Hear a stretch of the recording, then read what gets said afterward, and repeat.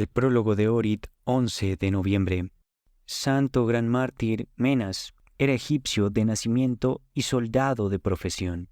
Menas, como un verdadero cristiano, no pudo presenciar los abominables sacrificios a los ídolos y dejó el ejército, el pueblo, la gente y todo lo demás, y se fue a una montaña desierta porque le era más fácil vivir entre las bestias salvajes que con los paganos. Un día, Menas vio, gracias al don de clarividencia, una celebración pagana en el pueblo de Cutaya. Descendió a la ciudad y declaró abiertamente su fe en Cristo, el Dios viviente. Denunció la idolatría y el paganismo como mentiras y tinieblas.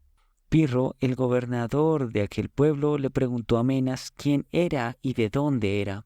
El santo respondió, entre comillas, «Mi patria es Egipto, mi nombre es Menas. Yo era un oficial, pero al ver la adoración de los ídolos renuncié a los honores. Ahora he venido a proclamar a mi Cristo como el verdadero Dios, para que Él me proclame como su siervo en el reino de los cielos». Después de oír esto, Pirro sometió a San Menas a severas torturas. Lo azotaron, lo desgarraron con cepillos de hierro, lo quemaron con antorchas y lo torturaron de muchas formas. Y, finalmente, lo decapitaron. Tiraron su cuerpo al fuego para que los cristianos no pudieran recuperarlo, pero los cristianos salvaron varias partes del fuego. Enterraron reverentemente esos restos, que luego fueron trasladados a Alejandría y enterrados allí donde se construyó una iglesia sobre ellos. San Menas padeció alrededor del año 304 y se trasladó al reino de Cristo. Él fue y sigue siendo un gran hacedor de milagros tanto en la tierra como en el cielo. Quien glorifica a San Menas e invoca su ayuda con fe, recibe su ayuda. El santo ha aparecido a menudo como un guerrero a caballo para ayudar a los fieles o castigar a los infieles. Santo mártir Esteban de Dechani, rey de Serbia, fue hijo del rey Mutín y padre del rey Dušan. Por orden de su mal informado padre, Esteban fue cegado y, en su vejez, fue estrangulado por orden de su caprichoso hijo Dušan.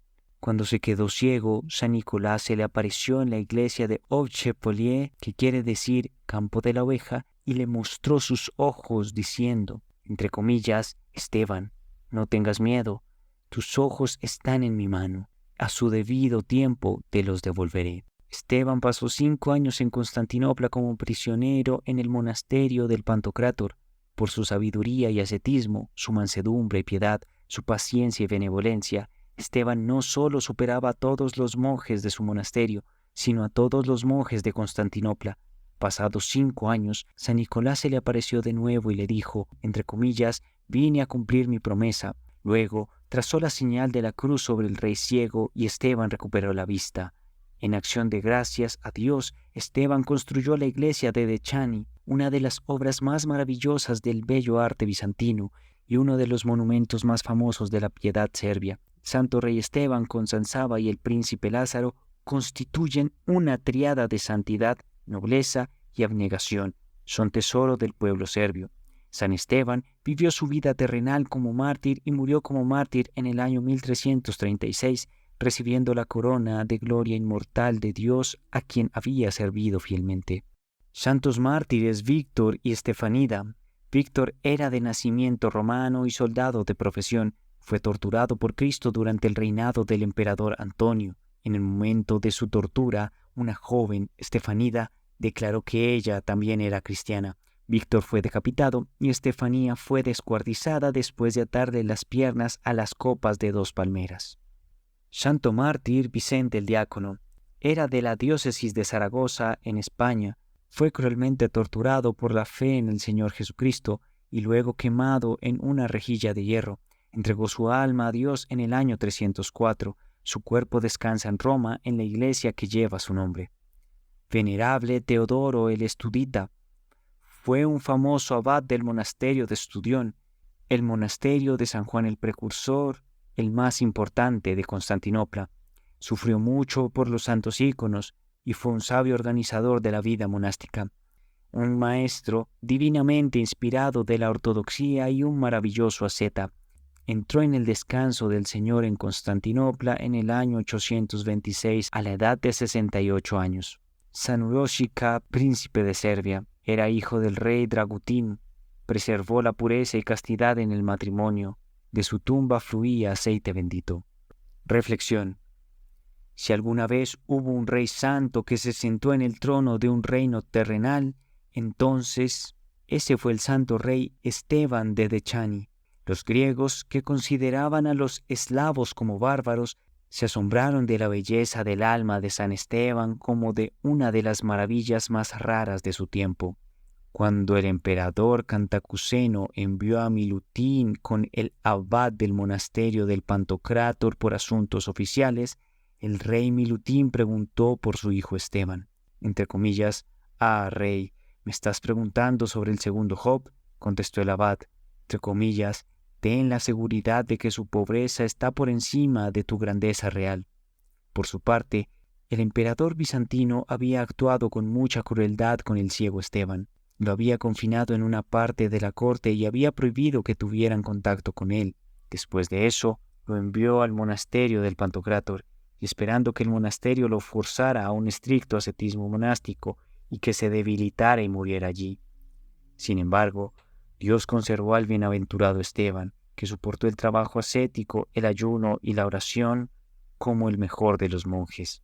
Su sabiduría comenzó a ser conocida en toda Constantinopla y el emperador comenzó a respetarlo y, a menudo, le pedía consejo. Por ejemplo, San Esteban contribuyó a la derrota de la famosa herejía de Varlam contra la que luchó San Gregorio Palamas.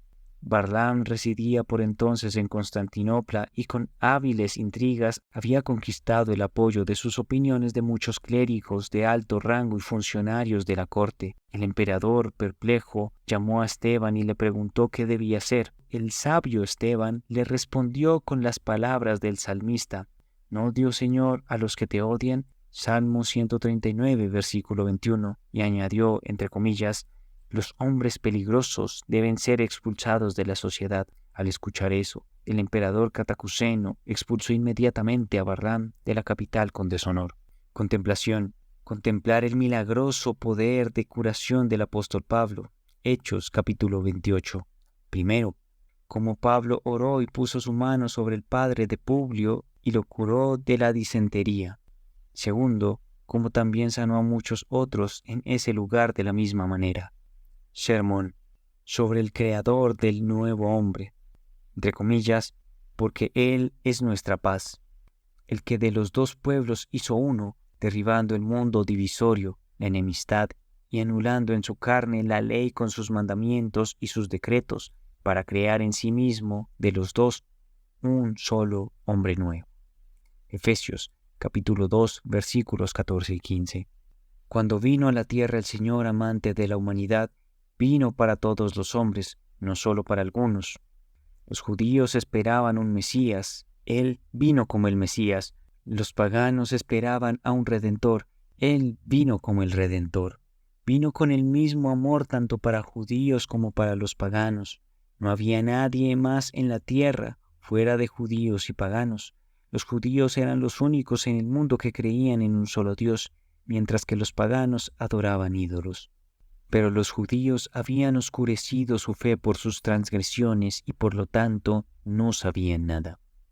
Así, tanto los judíos como los paganos habían llegado a ser iguales en su ignorancia, e iguales en la maldición del pecado con la que Adán había cargado la tierra ignomin. Así, tanto los judíos como los paganos habían llegado a ser iguales en su ignorancia e iguales en la maldición del pecado con la que Adán había cargado a la tierra ignorante. Como el antiguo Adán no pertenecía exclusivamente a los judíos, sino también a los paganos, pues ambos descendían de él, así Cristo, el nuevo Adán, no pertenecía a uno ni al otro, sino a ambos, pues él salvó a ambos. El Señor Jesucristo tampoco podía ponerse del lado del reino judío, del formalismo legal vacío o del reino helénico, incluyendo el paganismo en general, de las fábulas naturalistas, las adivinaciones demoníacas y la hechicería. Más bien se ocupó de ambos pacientes y los curó a ambos. Curó a esos dos enfermos y creó al hombre nuevo. Esta es la Iglesia de Dios. Así, El Señor anuló y rechazó tanto el judaísmo como el helenismo y creó su santa iglesia. Oh Señor Jesús, bueno y sapientísimo, todo lo que has hecho es bueno y sabio más allá de las palabras. A ti sean la gloria y la alabanza por los siglos de los siglos. Amén.